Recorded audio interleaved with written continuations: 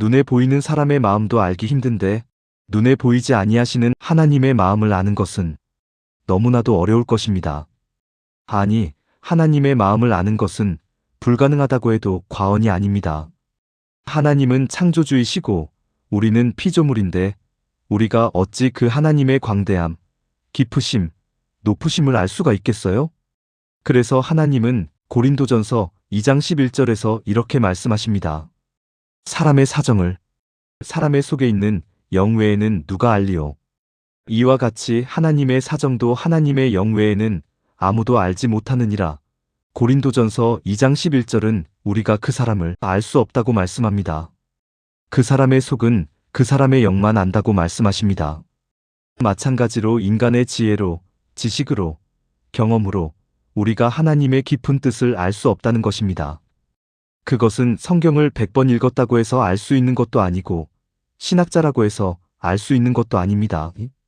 그래서 고린도전서 2장 11절에서 하나님의 뜻은 하나님의 영 외에는 아무도 알지 못한다고 말씀하십니다. 하나님의 영이 바로 성령님이신 것이죠. 그 성령님을 통해서만이 우리가 하나님의 뜻을 알 수 있는 것입니다. 그래서 다음 12절에서는 이렇게 말씀하십니다. 고린도전서 2장 12절입니다. 우리가 세상의 영을 받지 아니하고 오직 하나님께로 온 영을 받았으니 이는 우리로 하여금 하나님께서 우리에게 은혜로 주신 것들을 알게 하려 하심이라. 신앙이라고 하는 것은 사람의 지혜와 지식만으로 되는 것도 아니고 신학 공부만으로 되는 것도 아니고 오직 성령의 조명이 있어야 하는 것입니다. 그래서 성경을 읽을 때에도 몇 번 읽었느냐가 중요한 것이 아니라 성령님의 도우심이 있어야 하나님의 마음을 알 수 있게 되는 것입니다. 이렇게 하나님께서 성령님을 통해서 하나님의 마음을 하나님의 자녀들에게 고스란히 비춰주는 것, 이것을 신학적인 용어로 계시라고 합니다. 우리가 하나님을 알 수 있는 유일한 방법이 바로 이 계시를 통해서 알 수 있다는 것입니다. 하나님의 계시는 두 가지가 있습니다. 첫째는 보이는 계시이고 둘째는 들리는 계시입니다. 보이는 계시는 성경입니다. 역사 속에서 문자로 남겨주신 성경이 바로 보이는 계시입니다. 들리는 계시는 우리 안에 계시는 성령, 하나님께서 모든 상황 속에서 말씀해 주시는 성령님의 세밀한 음성을 말하는 것입니다. 이렇게 계시는 보이는 계시와 들리는 계시가 있지만 보이는 계시와 들리는 계시는 다른 것이 아닙니다. 즉 성경 말씀과 성령님의 세밀한 음성은 서로 상충하지 않는 것입니다. 하나님은 인간과 달라서 실수하시거나 말을 바꾸시는 분이 아니시기 때문입니다. 쉬운 예를 들면 예수님의 재림과 휴거를 주장하는 종말론자들이 있었습니다.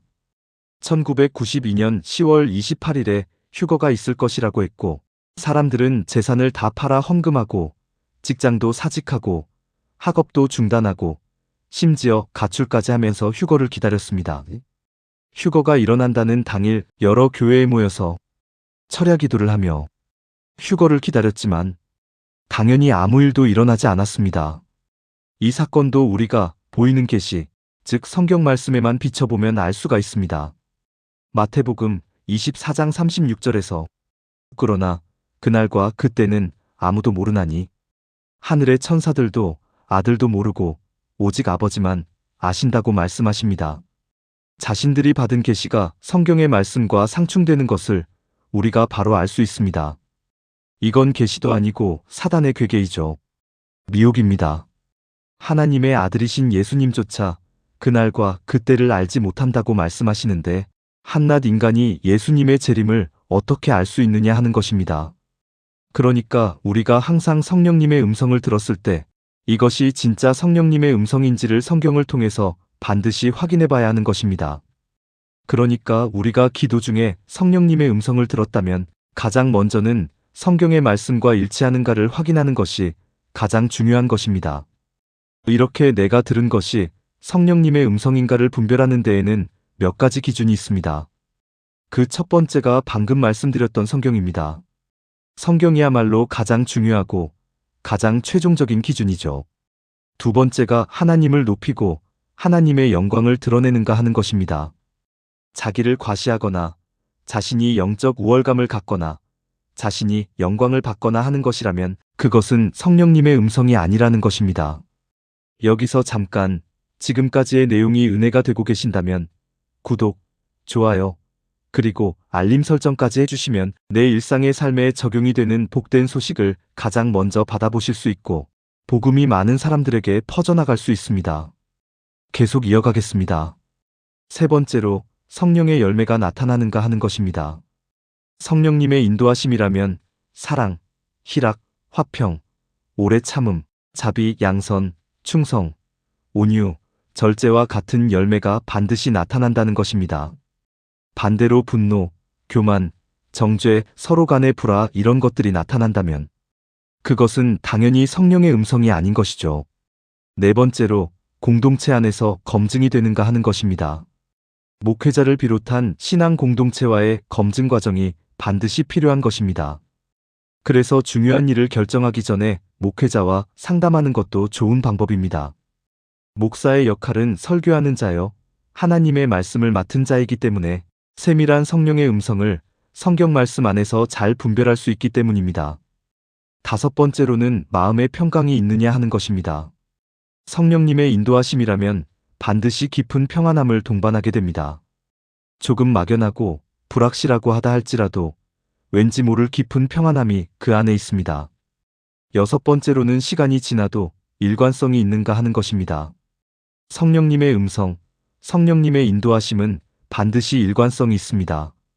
절대 충동적이거나 순간적이거나 감정적으로 폭발하거나 하지 않고 시간 속에서 반드시 확인이 됩니다. 시간과 공간도 하나님께서 창조하신 것이잖아요. 그러니까 갑작스럽게 결정하지 말고 시간을 두고 이것이 성령의 음성인지를 확인하는 것도 반드시 필요합니다. 갑작스러운 결정을 하게 되는 상황은 모든 것이 그렇지는 않을 수 있지만 오히려 성령의 음성이기보다 외부의 유혹이거나 사기이거나 본인의 욕심일 수 있는 것입니다. 이렇게 성령님의 음성이나 인도하심을 확인하는 과정은 너무나도 중요합니다. 왜냐하면 내가 성령님의 음성을 들었다라고 하는 경험은 때로는 오류가 있을 수 있기 때문입니다. 그리고 그것이 사단의 음성일 수도 있는 것이고 우리의 욕심일 수도 있는 것입니다. 그래서 들리는 계시는 반드시 보이는 계시, 즉 성경을 기준으로 판단을 해야 하는 것입니다. 그것이 바로 요한일서 4장 1절입니다. 요한일서 4장 1절입니다. 사랑하는 자들아 영을 다 믿지 말고 오직 영들이 하나님께 속하였나 시험하라. 많은 거짓 선지자가 세상에 나왔음이니라. 우리가 어떤 생각이 들고 어떤 감동이 오고 어떤 음성을 들었다 하더라도 이것이 무조건 성령의 음성이라고 단정해서는 안 된다고 하는 것입니다. 또한 교회 내이든 밖이든 누군가가 다가와서 성령님께서 내게 이렇게 말씀하셨다고 말하는 것이라든지 어떤 사람에게 대한 예언이나 계시나 꿈 이야기를 한다든지 이런 것들에 절대 미혹되어서는 안 되는 것입니다. 영적 세계라고 하는 것은 성령님뿐 아니라 공중권세를 잡고 있는 사단의 세력도 있기 때문입니다. 고린도후서 11장 13절에서 15절입니다. 저런 사람들은 거짓 사도요 괴율의 역군이니 자기를 그리스도의 사도로 가장하는 자들이니라. 이것이 이상한 일이 아니라 사단도 자기를 광명의 천사로 가장하나니 그러므로 사단의 일군들도 자기를 의의 일군으로 가장하는 것이 또한 큰 일이 아니라 저희의 결국은 그 행위대로 되리라. 거짓 목사들도 너무나도 많고 사단도 광명의 천사로 가장한다는 것입니다. 그래서 앞서 요한일서 4장 1절에서는 시험하라고 말씀하십니다. 시험하라는 것은 분별하라는 것입니다. 성경에 비춰보고 분별하라는 것입니다. 앞서 말씀드렸던 기준으로 검증하고 분별하라는 것입니다. 우리가 살아가는 이 세상은 혼돈 속에 있습니다. 온통 전쟁이고 난리입니다. 환율도 오르고 물가도 오르고 유가도 폭등하고 세계가 난리입니다. 영적 싸움도 마찬가지입니다. 어찌 보면 더 치열한 영적 전쟁을 치르고 있는 상황입니다. 이럴 때일수록 우리 그리스도인들은 더욱 믿음을 지키고 하나님의 자녀로서의 정체성을 지키고 성도로서의 정체성을 지키고 살아가야 합니다. 어렵고 힘들더라도 하나님의 성실하심, 신실하심을 믿고 나아가야 합니다. 하나님의 성실하심이 무엇입니까? 하나님은 사람처럼 말을 바꾸는 분이 아니시라는 것입니다. 하나님이 말씀하신 것은 반드시 이루어지고 하나님이 약속하신 것은 반드시 지키신다는 것입니다. 세상이 난리가 나고 뒤집어져도 하나님은 변치 않으신다는 것입니다. 어려운 인생을 살아갈 때에 어떤 상황과 조건이 우리에게 펼쳐진다고 할지라도 그것에 일희일비하지 않고 하나님의 성실하심을 믿고 그리스도인으로서의 품위를 지키고 살아가는 저와 여러분 모두 되시기를 소망합니다. 다음 시간에도 우리의 평범한 일상의 삶에 반드시 적용해야 할 은혜의 말씀으로 찾아뵙겠습니다. 샬롬.